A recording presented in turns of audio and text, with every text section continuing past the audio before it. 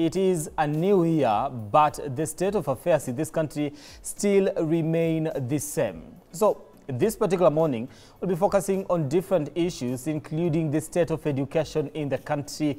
Is it in a crisis? That's the question that we'll be asking this particular morning, because the Cabinet Secretary for Education and also the Principal Secretary for Basic Education, that is Belio Kipsang, have stressed that the ministry is ready to roll out the JSS and the CBC curriculum. But there are challenges that are being faced by different schools, especially when it comes to matters teachers and also constructions of classrooms. Some schools have not yet constructed the classrooms, and the target was 16,000 classrooms that were supposed to have been constructed. So far, we've had 10,000 classrooms constructed by the national government and 3,000 classrooms constructed by the NGCDF.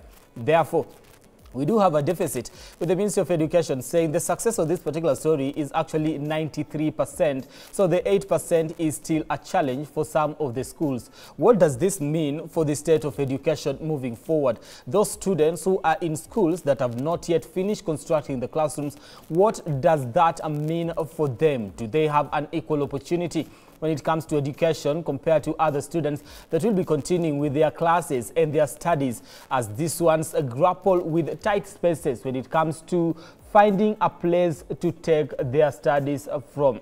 All right. Also, the teachers' issues is also a subject of concern, and the issue to do with capitation and also disbursement of funds. We've also had the issues to do with textbooks, where there are parents that are complaining they can't find the textbooks that the government has approved for these particular students in schools, and they are not on the shelves. Some have been caught for selling fake textbooks. So what exactly does this mean for the education sector in totality? Is it in a crisis or not?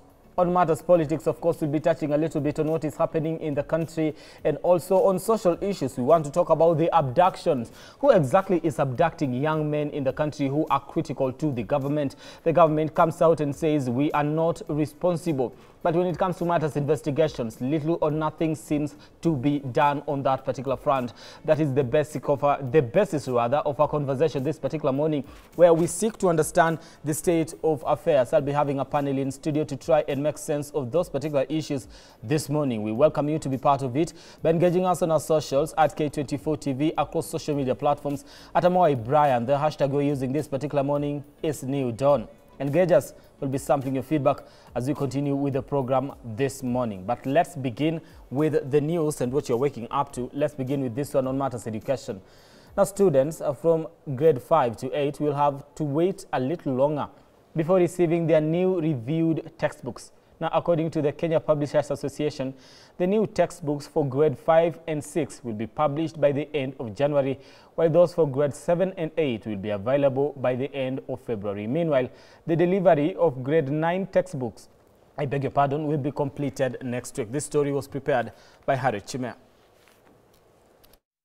After the Kenya Institute of Curriculum Development, KICD, assured the public that all textbooks had been published except those for grades 7 and 8, the Kenya Publishers Association, KPA, has now revealed that not only have these books been delayed, but the re-evaluated textbooks for grades 5 and 6 are also yet to be printed. The Vice Chairperson of the Kenya. According to KPA, the revised textbooks for grades 5 and 6 will be ready by the end of this month, while those for grades 7 and 8 will be available by the end of February after KICD finalizes corrections. And the approved books in these areas are currently undergoing corrections by the KICD, after which publishers will proceed to print them in time for schools in late January as well as in February.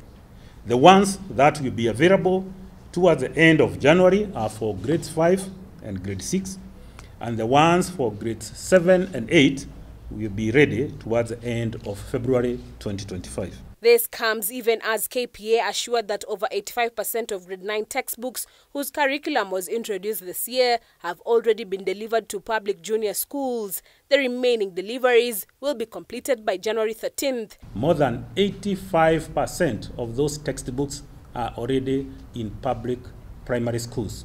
The remaining are being distributed within this week, and by the 13th of January that is next week on Monday, we can confidently say that all public schools will have CBC textbooks for grade 9. The publishers have also guaranteed parents with children in private schools that the textbooks are available in bookstores. And on the question of one subject having different types of textbooks, what the KICD does is in a learning area, it approves a variety of books. You can find, let's say, in grade 3 mathematics, there are about 7 different textbooks approved.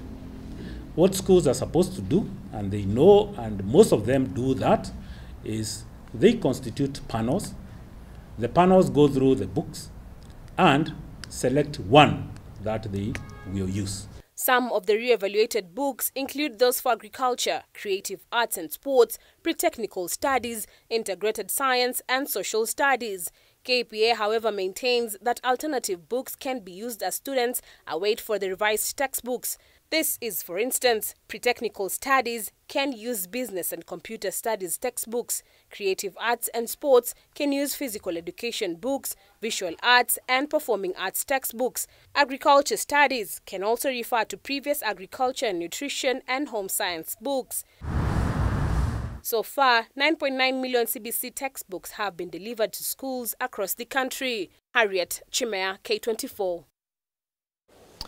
Now, from matters education to matters health, hospitals across the country are in financial distress as they await overdue payments under the now defunct National Health Insurance Fund, NHIF, and more recently from the Social Health Insurance Fund, SHIF. Now, some facilities are on the brink of auction, with many reporting low claims generation due to the ongoing payment delays. Eunice Omolo reports. On with the nationwide SHIF mass registration, a survey done by the Rural and Urban Private Hospitals Association, RUFA, reveals that many healthcare facilities are still struggling with delayed payments. The survey, conducted in late December, covered 243 healthcare facilities across 63 Social Health Authority branches. But on the bigger picture was the fact that 58% of providers, all of them, didn't have any payment in their account. So we wanted to know why. You know, like, we have public statements from the ministry, from SHA, that payments are happening. But when you ask hospitals, they say the payments are not happening. So we asked them a couple of questions. When was the last time you were paid, for instance? And for those who had never gotten a payment between October and December, 47% of them said the last time they saw any payment was September. So and remember, we did the survey end of December. So we were looking at facilities who had been in a cash crunch for about 3 or even more months. So 96% of surveyed facilities reported financial distress, with private facilities being the hardest hit at 98%, followed by faith-based organizations at 90%. 81% of facilities are unable to pay suppliers, while 74% face essential supplies shortages.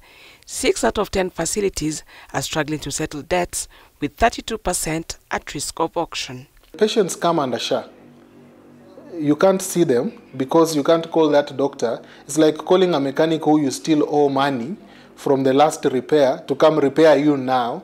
And say, no, you are not serious. Please even pay the last debt before we attend to you. So in reality, even if SHA is paying regularly, or even if it was paying 5,000, the money is not enough to settle the liability or the hole in which hospitals are. And because of that, the hospitals are generating fewer and fewer claims.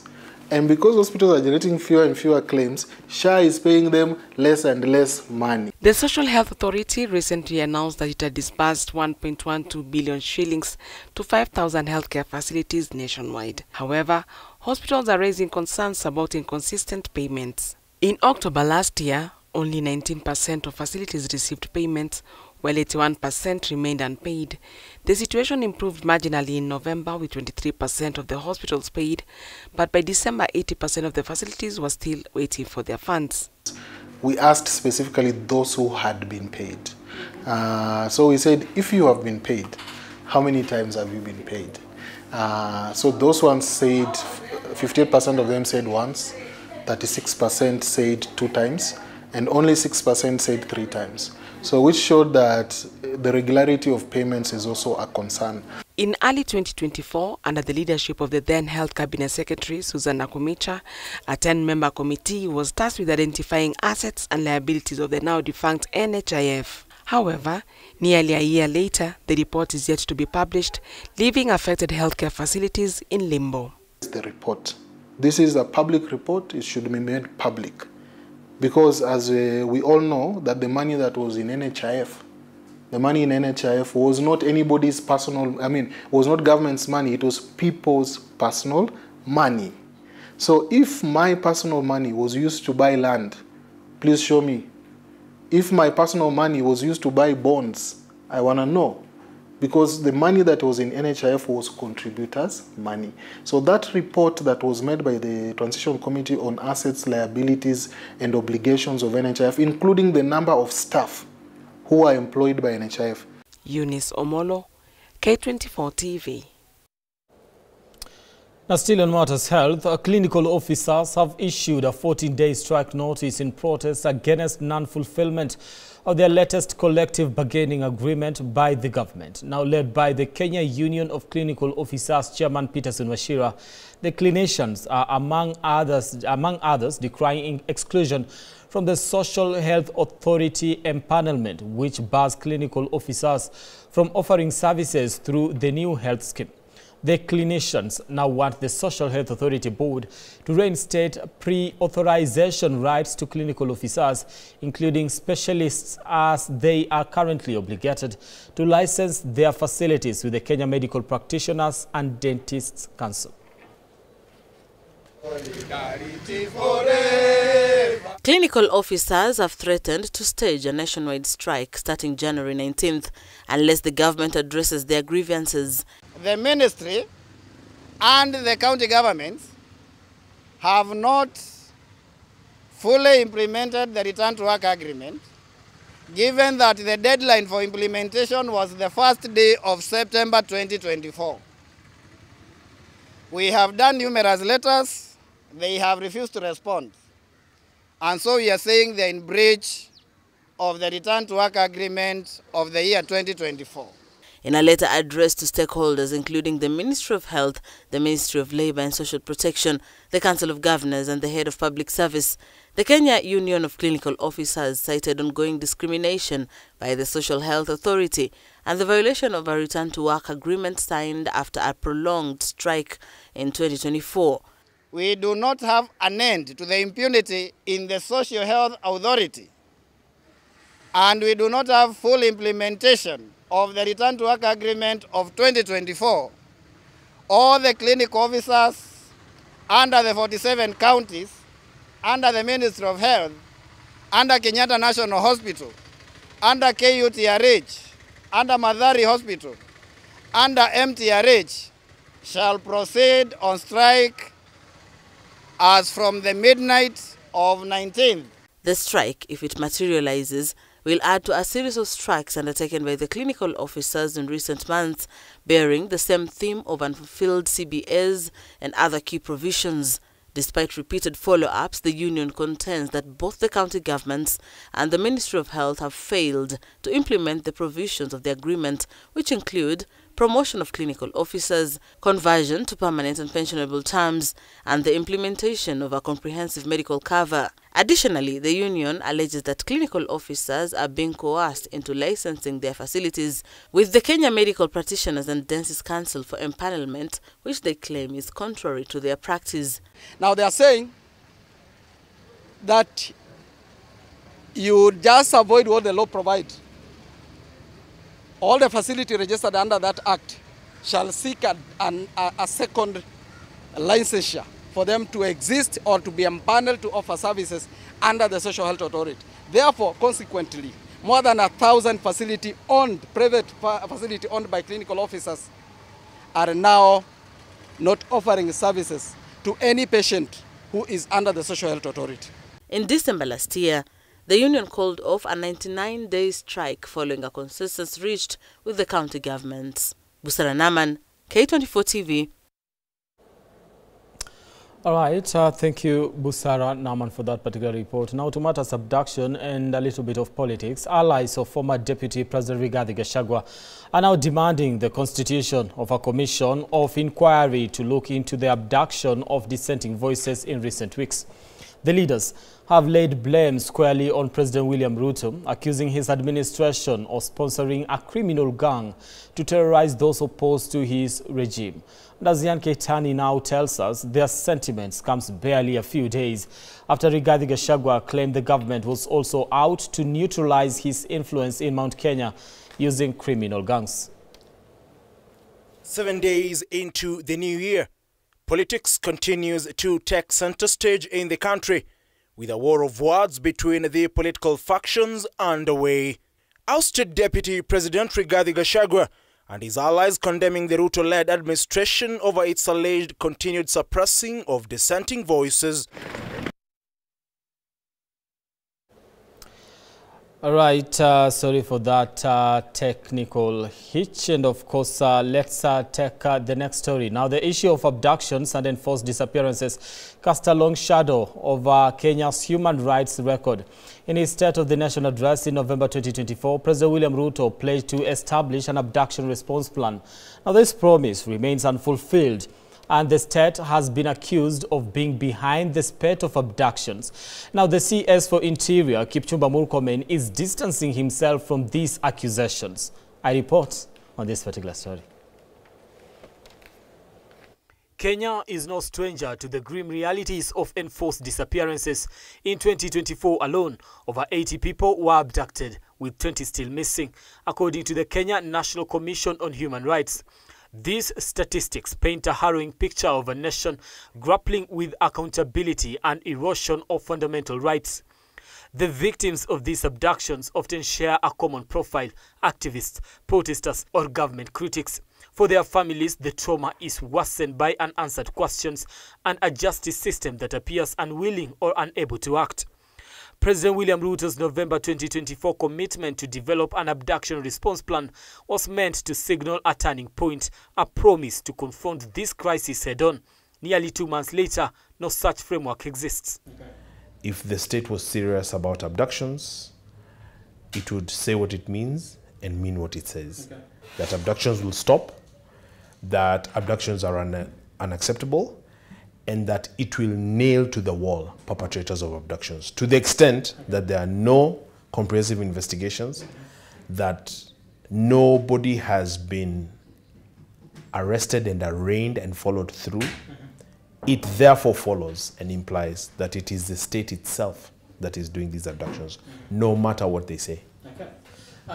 Despite existing laws addressing kidnapping and human trafficking, Kenya lacks a specialized unit or a rapid response mechanism akin to the Amber Alert system in the United States. Instead, families must rely on fragmented efforts from NGOs and local communities to find their loved ones. The Cabinet Secretary for Interior, Kipchumba Murkomen, has sought to distance himself from these allegations through his lawyers Danstan Omari and Sam Nyaberi. Murkomen told the court that he neither sanctioned abductions nor had any knowledge of them. However, his name, alongside that of the Inspector General of Police and the Attorney General, remain listed as a respondent in cases brought by Okiya Omtata and the Law Society of Kenya, demanding the production of 6 young Kenyans allegedly abducted by security agencies. 5 have since been released. And we have instructions to file to strike his name out of the petitions because, one, the job description of a minister, of a cabinet secretary for interior, is defined. Critics argue that the systematic impunity remains the root cause of this crisis. The shadowy operatives and rogue police officers suspected of operating these enforced disappearances rarely face justice. The president is his own chief spokesperson. In other words, the president on the communications front is doing a better or a bigger job than government spokesman Isaac Mwaura. That means the president is talking too much and, humanly speaking, doing too little. Therefore, have a task force against abductions, that's a waste of resources.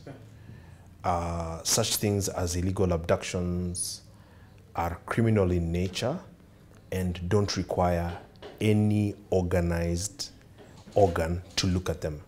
They just need to stop. As the government continues to delay action, families, activists and human rights organizations are left to grapple with the devastating consequences of these abductions, leaving a glaring stain of Kenya's human rights record. And so, how do you help an institution that is perceived as rotten by then having its own officers or squads within it doing unconstitutional and illegal and criminal things? That's only going from bad to worse. And so the families must understand the realities of Kenya, but also they must step forward because a lot of these kids are doing these things as activists.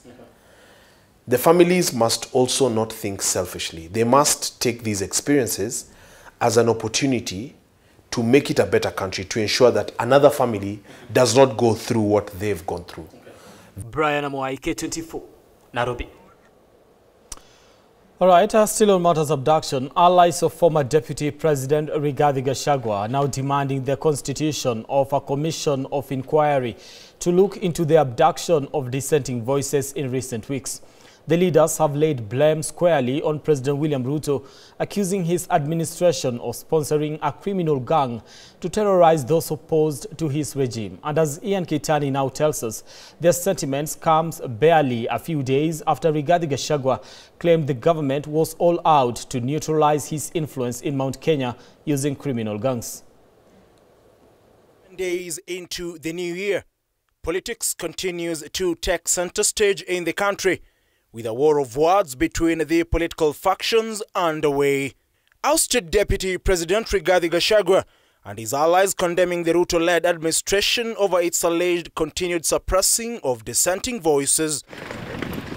Barely 24 hours after 5 of the 6 abducted youth were released, a couple of weeks after their abductions, Gachagua's allies now want a commission of inquiry to be constituted to look into the spate of abductions in the country.